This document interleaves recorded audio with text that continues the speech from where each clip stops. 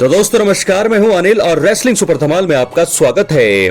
तो दोस्तों रेसलमेनिया को मजेदार बनाने के लिए कंपनी ने कई मुकाबलों को इस प्रीमियम लाइव इवेंट का हिस्सा बनाया है।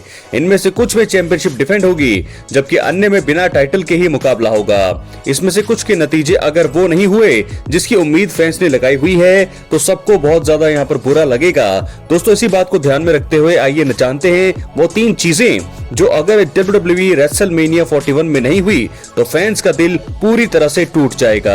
इसलिए वीडियो के अंत तक बने रहें और अगर आप चैनल पर नए हैं सब्सक्राइब करने के बाद ऑल पर क्लिक करें क्योंकि ये फ्री है और यहाँ आपको हर प्रकार की रेसलिंग जगत से जुड़ी हुई तमाम जानकारी मिलती है और मिलती रहेंगी। इसलिए वीडियो को लाइक करें, शेयर करें, सब्सक्राइब करने के बाद ऑल पर क्लिक जरूर करें। तो बात करेंगे सबसे पहली चीज का जो अगर नहीं हुई तो फैंस को बहुत बुरा लगेगा और दिल भी टूटेगा। दोस्तों आपको बता दें कि सबसे पहली चीज जॉन सीना का ना जीतना WWE रेसलमेनिया 41 में फैंस को निराश करेगा। आपको बता दें जॉन सीना ने भले ही एलिमिनेशन चेंबर मैच जीतने के बाद प्रीमियम लाइव इवेंट में हील टर्न ले लिया हो, लेकिन तब भी जॉन सीना का ना जीतना सबको जो है पूरी तरह से निराश करेगा। जॉन सीना ने अपने करियर में 16 टाइम वर्ल्ड चैंपियनशिप जीती है और वो रेसलमेनिया 41 में 17वीं बार वर्ल्ड चैंपियन बनना चाहते हैं। अब भले ही हील होने के कारण उनको पसंद करने वाले जो है फैंस कम हो, लेकिन फिर भी उनके प्रति लगाव काफी है। ऐसे में अगर जॉन सीना कोडी रोड्स को हराकर नए अनडिस्प्यूटेड WWE चैंपियन नहीं बनते हैं तो फैंस का दिल टूटेगा। और दोस्तों वैसे भी स्टोरी लाइन का ये हिस्सा भी है क्योंकि जॉन सीना भले ही जो है इस समय हील है लेकिन फैंस की दिलचस्पी बहुत ज्यादा उनके ऊपर है। भले ही फैंस जो है उनको पसंद अब कम कर रही हो, लेकिन स्टोरी के हिसाब से उनके कैरेक्टर के हिसाब से उनका जीतना बनता है। अगर ये चीज नहीं होती है तो लॉस होगा WWE को बहुत ही बड़ा और साथ के साथ यहाँ पर बहुत ही ज्यादा नुकसान होगा जॉन सीना के कैरेक्टर को। तो ऐसे में जॉन सीना का जीतना तो बनता है। तो ऐसे में रेसलमेनिया 41 में अगर ये चीज नहीं हुई, क्योंकि दोस्तों पोल भी किया था मैंने और बहुत सारी चीजें यहाँ पर रिपोर्ट्स के हिसाब से हर तरह से जॉन सीना को सबसे ज्यादा सपोर्ट मिल रहा है। बैटिंग ओड्स के हिसाब से भी जॉन सीना टॉप पर हैं। तो जॉन सीना का अगर यहाँ पर रेसलमेनिया 41 में जॉन सीना नहीं जीतते हैं तो बहुत ही बड़ा सरप्राइज होगा, दिल टूटेगा और बहुत ज्यादा ये चीजें जो है अनएक्सपेक्टेड होगी जॉन सीना का ना जीतना। क्योंकि अगर आप हील टर्न के बाद जॉन सीना को जीत नहीं दिलाते हैं तो ये बहुत ही बड़ा झटका होगा और ये चीजें जो है मुझे नहीं लगता कि WWE इस बारे में सोच रही है कि जॉन सीना को किस प्रकार हराया जा सकता है, बल्कि वो लोग अब ये सोच रहे हैं कि जॉन सीना को किस प्रकार 17 टाइम वर्ल्ड चैंपियन बनाया जाए, किस प्रकार एंड किया जाए इस मुकाबले का अनडिस्प्यूटेड WWE चैंपियनशिप के लिए। ये मुकाबला रेसलमेनिया 41 के नाइट 2 का मेन इवेंट करने वाला है। तो ऐसे में देखना होगा कि जॉन सीना किस प्रकार इस मुकाबले को जीतते हैं। तो दोस्तों सबसे पहली चीज मैंने आपको बता दी कि जॉन सीना का ना जीतना WWE फैंस को पूरी तरह से निराश करने वाला है। तो क्या है आपकी राय, अपनी राय कमेंट बॉक्स में जरूर दें। अब हम बढ़ेंगे दूसरी चीज का, अगर जो ना हुई तो WWE फैंस पूरी तरह से निराश होंगे। तो दोस्तों जे ऊसो का रेसलमेनिया 41 में वर्ल्ड हैवीवेट चैंपियन ना बनना दिल तोड़ सकता है। आपको बता दें जे ऊसो ने सिंगल्स रेसलर के रूप में बहुत ही अच्छा काम किया है। वो फॉर्मर इंटरकॉन्टिनेंटल चैंपियन भी रहे हैं और इस साल का रॉयल रंबल मैच जीतने के बाद रेसलमेनिया 41 में वर्ल्ड हैवीवेट चैंपियन गुंथर को उनके टाइटल के लिए चैलेंज करेंगे। फैंस उनके साथ हैं और सभी उनको ही नया चैंपियन बनते हुए देखने की उम्मीद भी कर रहे हैं। अगर जे ऊसो इस सपने को पूरा करने में कामयाब नहीं होते हैं तो फैंस को दुख होगा जो कंपनी को नुकसान दे सकता है। आप देखना होगा कि आखिरी रो एपिसोड में जे के भाई जिमी पर हमला करके उनका खून निकालने वाले गुंथर क्या लगातार दूसरे साल शोज में अपना टाइटल हारेंगे या फिर नहीं। तो दोस्तों दूसरी सबसे बड़ी चीज ये हो सकती है कि जे ऊसो अगर वर्ल्ड हैवीवेट चैंपियनशिप जो है हार जाते हैं रेसलमेनिया 41 में तो बहुत बड़ा झटका होगा ये जे ऊसो के लिए भी, और ये रिस्क जो है नहीं लेना चाहेगी WWE क्योंकि दोनों ही जो है इस समय बड़े बड़े मुकाबले हैं। जे ऊसो जो है इस समय बहुत ही अच्छा काम कर रहे हैं। गुंथर से लगातार वो हार चुके हैं, 3 से 4 बार उनके खिलाफ उन्होंने चैंपियनशिप जो है चैलेंज उनको मिला है, लेकिन तीनों ही बार उनको हार का सामना करना पड़ा है। लेकिन हम चाहेंगे कि इस बार रेसलमेनिया 41 में जे ऊसो ही नए वर्ल्ड हैवीवेट चैंपियन बने। तो क्या है आपकी राय, अपनी राय कमेंट बॉक्स में जरूर दें। और अगर ऐसा नहीं होगा तो पूरी तरह से निराश होंगे WWE फैंस, क्योंकि अगर रॉयल रंबल मैच में आपने जिताया है जे ऊसो को तो पूरी तरह से जे ऊसो को डिजर्व करते हैं जे ऊसो, क्योंकि एक तो सबसे पहली बात ये हो रही है कि उनका जो मैच है रेसलमेनिया को मेन इवेंट ही नहीं कर रहा है। सबसे बड़ी बात यह है कि अगर रेसलमेनिया को उनका मैच मेन इवेंट नहीं कर रहा है तो उनको वर्ल्ड हैवीवेट चैंपियन तो बनाइए, कम से कम 2 में से एक चीज तो होनी चाहिए। क्या है आपकी राय, अपनी राय कमेंट बॉक्स में जरूर दें।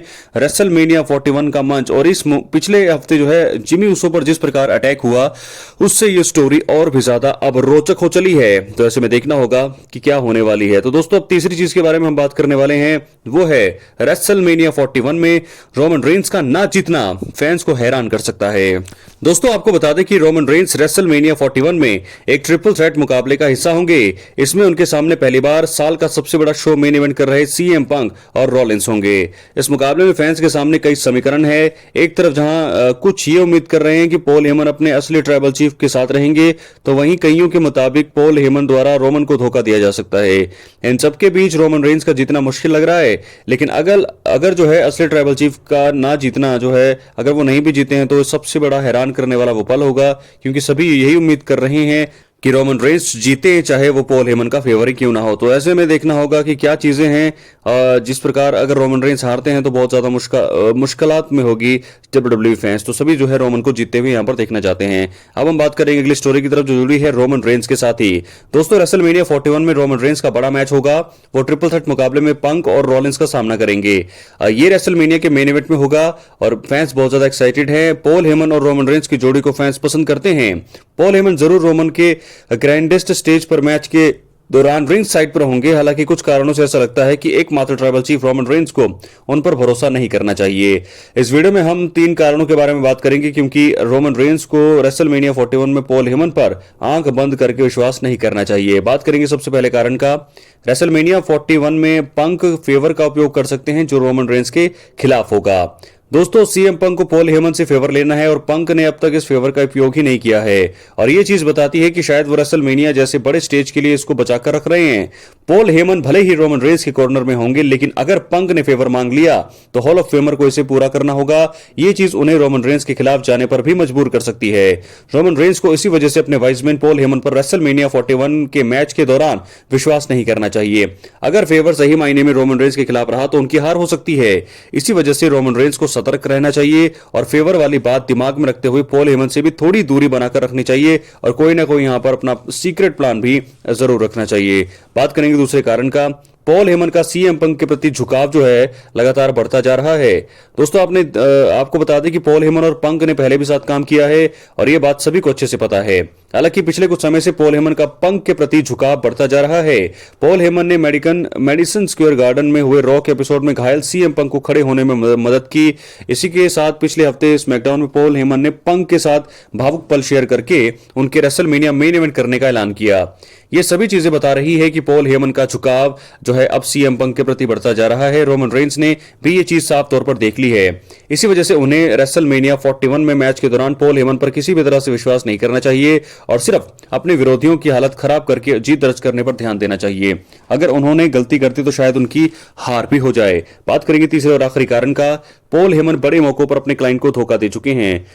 दोस्तों आपको बता दें कि पॉल हेमन रेसलिंग इतिहास के सबसे महान मैनेजर हैं। उन्होंने रोमन रेंस के पहले भी कई रेसलर्स के साथ काम किया है। उन्होंने सीएम पंक, ब्रॉक लेसनर और बिग शो समेत अन्य रेसलर्स को मैनेज किया है। पॉल हेमन का इतिहास रहा है कि वो बड़े मौकों पर अपने साथियों को धोखा देते हैं। ये चीज हमने सीएम पंक और ब्रॉक लेसनर के साथ देखी है।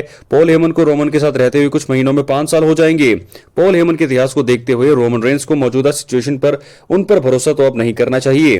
पॉल हेमन जो है रेसलमेनिया 41 में रोमन के खिलाफ जा सकते हैं और इस बात के पूरे चांस अब लग रहे हैं। इसी वजह से रोमन को उन पर किसी भी तरह से विश्वास नहीं करना चाहिए और सिर्फ अपने रेसलमेनिया मैच और दुश्मनों पर फोकस रखना चाहिए। तो 3 चीजें दोस्तों मैंने आपको बता दी है जिस पर रोमन रेंस जो है अपने दुश्मन पर जो है ध्यान दे, ना कि पॉल हेमन पर। अपनी राय कमेंट बॉक्स में जरूर। चैनल पर नए सब्सक्राइब करें दोस्तों। मिलते हैं अगली वीडियो में। बहुत बहुत धन्यवाद।